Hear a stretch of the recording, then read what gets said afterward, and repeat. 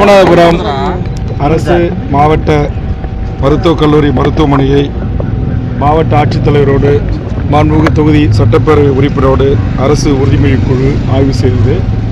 24-25 ஆண்டுக்கு இந்த மருத்துவக் கல்லூரி மருத்துவமனைக்கும் இன்னொரு மருத்துவமனைக்கும் சேர்த்து சுமார் 54 கோடி செலவில் புற்றுநோய்க்கான ஜீனியர் ஆக்சிலேட்டர் மற்றும் சிடி சிமுலேட்டர் என்ற கருவிகள் வாங்கி பொருத்தப்படுவது வேண்டிய உறுதிமொழி தற்போது மாண்புமிகு அமைச்சர் அவருடைய அறிவிப்புக்கிணங்க டிஎன்எம்எஸ் மூலமாக தயார் நிலையில் இருக்கிறது.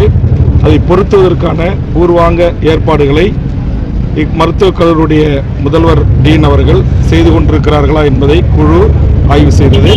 தற்போது அதற்கான பணிகள் தொடங்கப்பட்டிருப்பதாகவும் விரைவில் அது அமைக்கப்படும் என்று தெரிவித்தார். அதேபோன்று இருதய நோய்க்கான கேத்லக் கருவி அது 4 அரசு மருத்துவக் கல்லூரிகளுக்கு வழங்கப்பட வேண்டும் என்பது மாண்புமிகு மக்கள் நல்வாழ்வுத்துறை அமைச்சருடைய அறிவிப்பு 2024-25.